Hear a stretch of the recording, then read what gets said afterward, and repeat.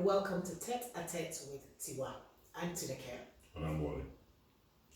And today we're going to have a conversation around, we watched a film the other day and the couple ended up separating.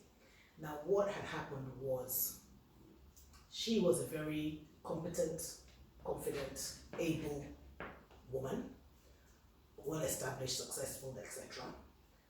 And basically the bottom line is that he, her husband, because of who she was, didn't support her in the way she felt she needed to be supported. And so she translated that as he didn't love her. And they ended, but he was like, he didn't think she needed his support in those areas because she was so able.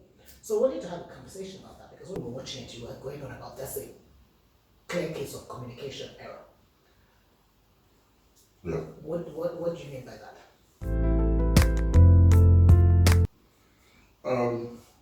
The communication back and forth. It's not actually down to one person. Now one might say he didn't give her the support that she wanted or felt that she needed. Yeah. It could also be that she didn't communicate the need for that support. So is there an onus on us as individuals to communicate what we need from the other person? Absolutely. You know, I always say this, it's a two-way street, it takes two. Yeah. There's nothing to be gained from keeping quiet. There's nothing to be gained from, because as a matter of fact, keeping quiet at times might be a way to set the other person up for failure. Yeah. You know, and it might just start with a little thing of, so that I have one up. Oh, you mean doing it deliberately? Yeah, some people do it deliberately for one up, I don't necessarily call it one-upmanship, but so that there's, okay, I'll show him or I'll show her, or, you know, there's so many things. It's almost like, I'll give you a clear example.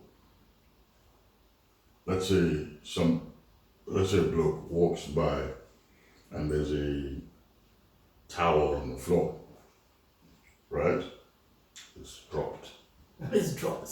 For some reason, the towel is dropped and there's a towel on the floor. Okay. And then the bloke walks by. And then the lady walks by after and sees that the bloke walked by the towel on the floor, and she doesn't mention it. She doesn't mention Say it. to him that why did you She doesn't mention it by saying, you just walked by, didn't you see it? Or is he blind? Wait now, let's forget whether he's blind or not. He was blind to it, one might say. Okay. And then at a later time, that's how you saw that towel on the floor and you didn't pick it up. Do you see what I mean? It's not necessary. It's easy enough to say, there's a towel in front of you. There was a towel that was written on the floor that you didn't pick it up. Please next time pick it up. Okay, but let's just assume that time when she doesn't say this, like the 15th time, or the 14th time before she has said to him, you just walk past the towel. But on the 15th occasion, he still does it, and so she doesn't bother to say anything. And then she says, does that count? No, then why bother saying it? If you don't bother to say anything then, why say it after the fact? This is what I mean by, these are the communication things I'm talking about. And what I'm arguing here now is how many times do we as women have to say the same thing before it's okay to, because you said, why didn't she say it? Do you say hallelujah? What? Do you say hallelujah?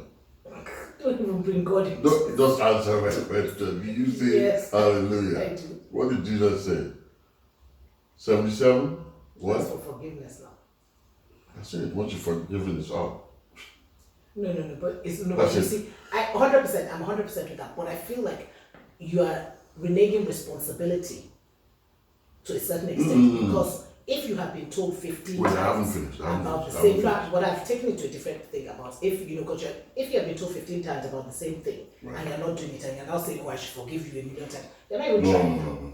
Okay, I'm messing about with the,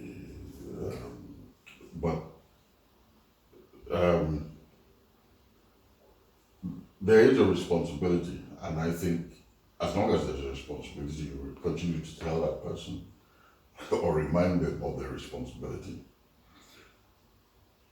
Now, this is not obviously how this scenario went, I don't think. We're always hoping not.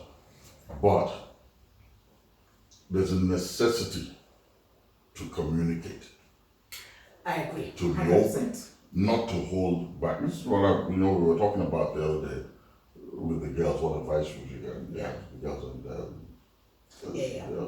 before getting married. No, so there's a necessity, yes, to communicate. But let's just say, I'm playing devil's advocate, so let's just say the woman struggles with that. With communication. With saying certain things. Maybe she feels like she doesn't want to offend him, or I don't know, whatever it is.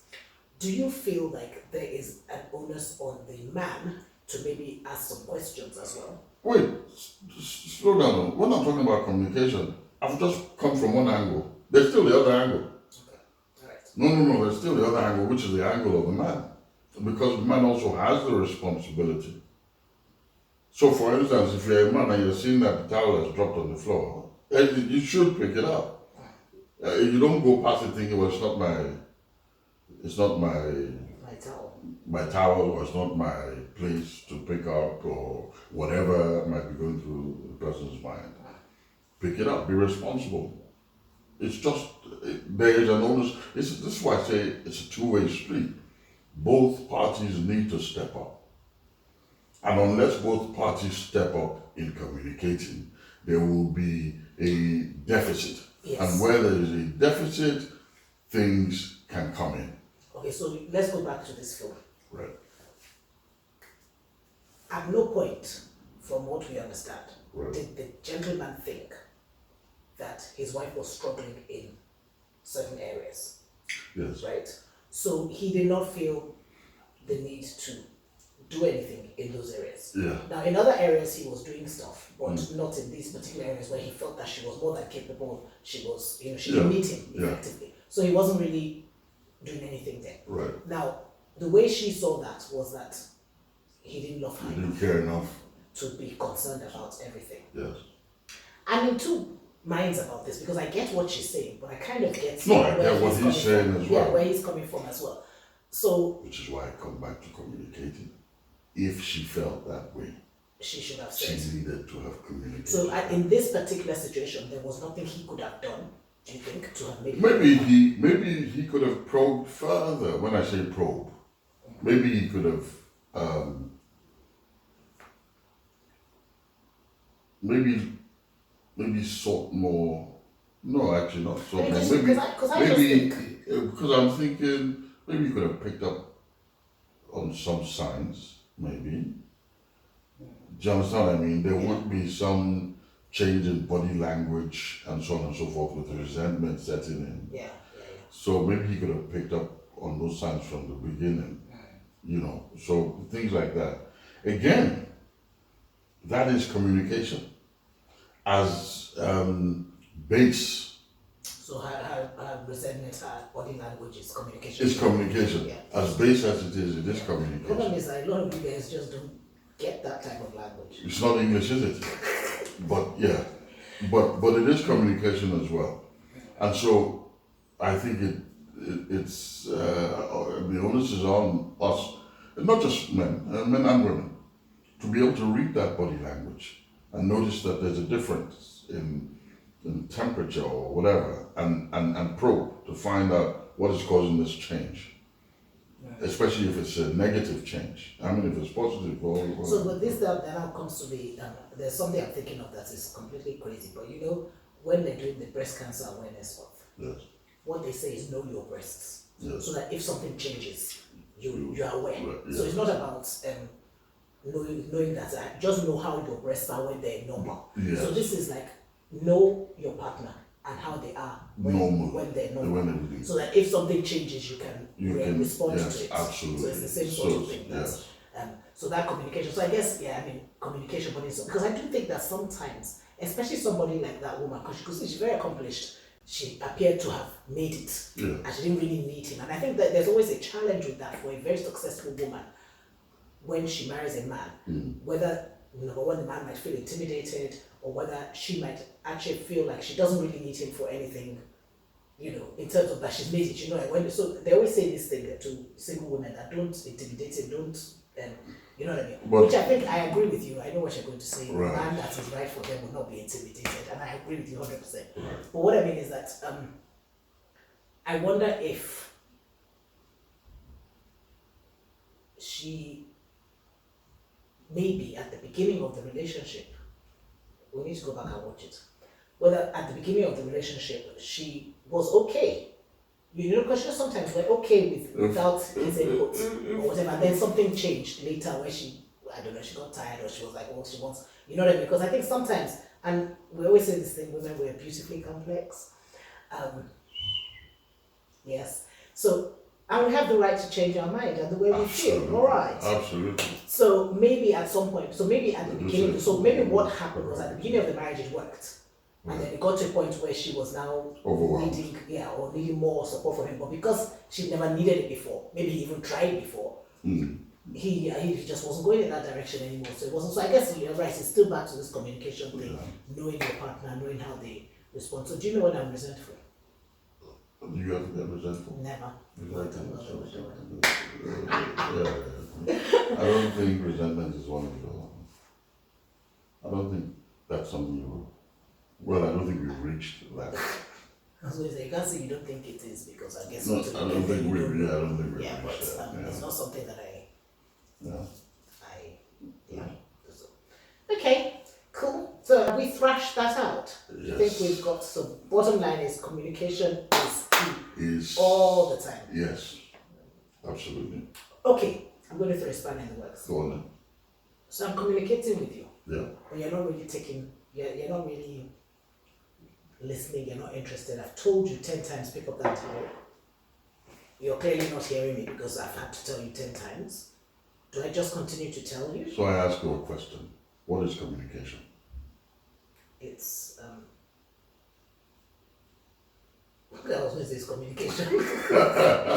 It's relaying messages. It's I guess it's relaying messages one to another. To communicate with me, I have to understand what you're saying. Yeah, there's no way you cannot understand what pick up the towel means. No, hang on. I have to get your message. Yeah, you have to understand what I'm saying. I have to understand what you're saying. I have to get your message. So if you're doing that over and over and over again, you're not communicating. No. I can communicate and you can be deciding not to pay attention. That is possible. That's possible, but because there's no way you can tell me Wale that pick up the towel. Yeah, there's no way. I know it's a simple sentence and it should be understood. But if it's not getting through, then that means you are not communicating. Slow down. So, it then behoves you to find another way to deliver this message. Me to pick up the towel. I'm supposed to pick up the towel. There you go. And maybe that might work. But the point is, okay, fine. But I do think that, so I agree with you that if the person doesn't understand the language you're speaking, no matter what language it is, I agree. I do think though that there's situations where they fully understand and they choose not to. Yes, you know what? It's funny we're saying this because I've talked to a few people with regards to this. It's along these lines as well. And when we're talking about communication, at times the route you use to get through to the person it's not what is important. The important thing is, what are you trying to do? You are trying to get through to the person so that this message is received and is received effectively, so that whatever it is that you are trying to communicate to them is They've got it. and it comes to pass. Yeah.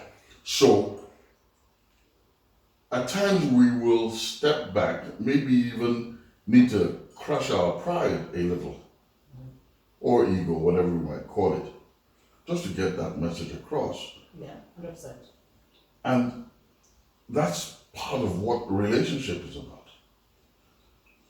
We, in relationship, at times we need to humble ourselves. All the time. At times we need to sacrifice, and so on and so forth. So, and like I said, I was saying that I speak to a few fellas about this thing. That you are saying this thing, she's not hearing. And brother, then you find a way that she will hear. James Ingram, when he was talking about love, he says find 100 ways. Yeah. If that, do you understand what I mean? If that way is not working, brother, I'm going to look for another way. Or sister, there's another way that it will get through. This is a human being, it's not a cardboard. Do you understand what I mean? Yeah. And so, what is the purpose to get this message across? Because it makes things better. So find a way. Oof. So find it. I imagine that it might be tough. Because you've obviously never had to go through that, have you? You'd be surprised. No? I imagine that it might be tough, even if you don't have experience. No, but listen. Because I hear immediately and I respond. No, but it's not only you, it's relationship. Yeah. You understand what I mean? And that's the way it is. So, yeah. Yeah, it just seems such a shame that the relationship will end because of something so basic almost. It's basic, but what it's done. Yeah, it has become so big, over time. And I guess depending on how long, we don't know how long this thing went on, or she was feeling like that. So if she had been feeling like that for 20 years, then you're going to be hard person to roll that back in. And it's just a shame because you would have thought that he could have had the opportunity had he known.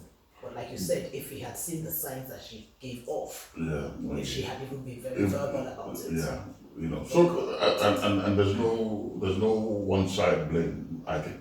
No, I don't think there's any.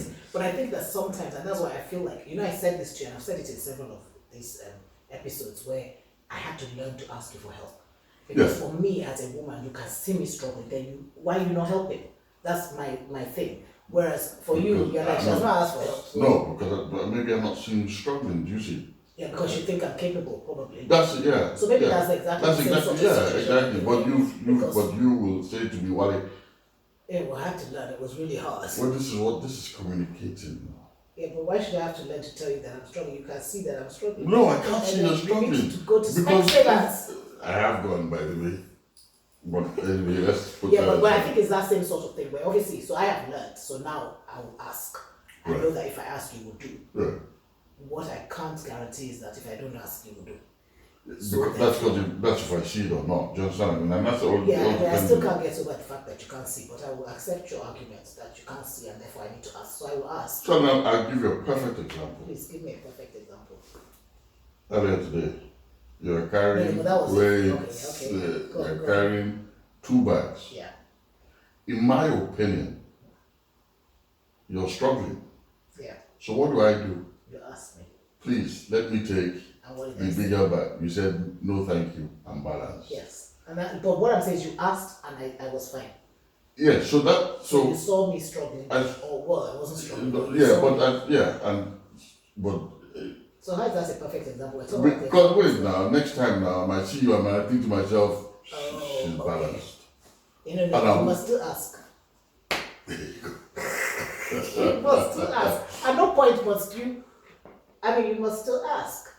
That's your onus as a husband, as a man. That's you communicating. There you go, and I've heard. But I shouldn't have had to communicate that.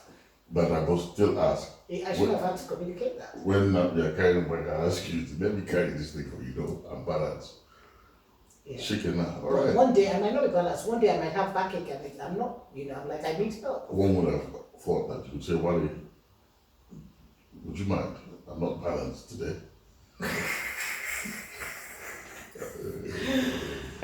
Until next time.